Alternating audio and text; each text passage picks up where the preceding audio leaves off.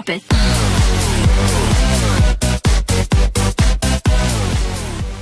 Bismillahirrahmanirrahim. Assalamualaikum warahmatullahi wabarakatuh. Semangat pagi anak-anakku, semoga tetap semangat belajar. Pada kesempatan kali ini kita akan membahas tentang menceritakan ulang, menceritakan kembali teks cerita fantasi yang kita baca atau kita dengarkan. Nah, ketika anak-anakku mendapatkan tugas untuk menceritakan kembali teks cerita fantasi yang kalian baca atau kalian dengarkan, ada 3 hal yang perlu kalian perhatikan. Yang pertama adalah kalian harus membaca ceritanya secara menyeluruh, secara utuh, secara lengkap. Tidak boleh ada yang terlewatkan. Karena kalau ada yang terlewatkan, kita mungkin akan salah dalam bercerita kembali. Atau kita mungkin akan menyampaikan informasi yang kurang tepat. Kalau dalam dunia sekarang hoax ya. Jadi orang-orang yang menyampaikan hoax itu mereka tidak mendengarkan informasi secara lengkap, secara utuh. Ya, baru setengah, di awalnya doang atau di akhirnya doang gitu. Ya. Kemudian mereka sampaikan kepada orang lain. Itulah yang kadang menyebabkan hoax. Kalau kita mendengarkan informasi dari awal sampai dengan akhir, biasanya kita akan menyampaikan sesuatu kepada orang lain secara benar, akan menceritakan. Kalau dalam teks cerita fantasi ya, menceritakan kembali dengan cara atau dengan benar. Itu yang pertama, kita harus membaca teks secara utuh. Yang kedua, setelah atau bukan setelah ya, bahkan ini beriringan ya. Beriringan ketika kita membaca teks cerita fantasi yang kita baca tadi ya, dari awalnya, langkah yang kedua atau ini sekali lagi berbarengan dengan langkah pertama, kita tandai hal-hal penting dalam cerita yang kita baca tadi. Apa saja hal-hal pentingnya? Oh ini 1, 2, 3, 4 gitu ya.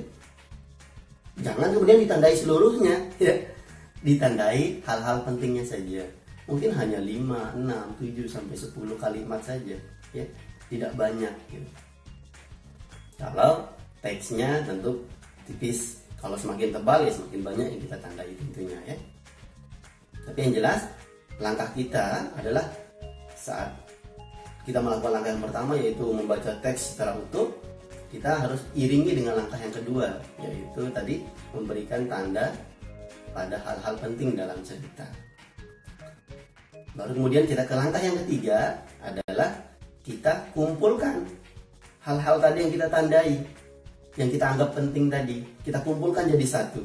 Setelah dia kumpul jadi satu, kemudian kita buatlah cerita dengan kalimat kita sendiri. Jadi kita yang rangkai kalimatnya. Ini ditambah kalimat apa ya, ditambah kata apa ya, itu kita yang rangkai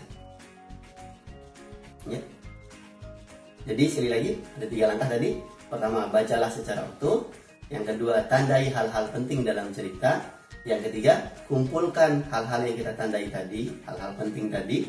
Kemudian rangkailah menjadi sebuah cerita dengan bahasa kita sendiri.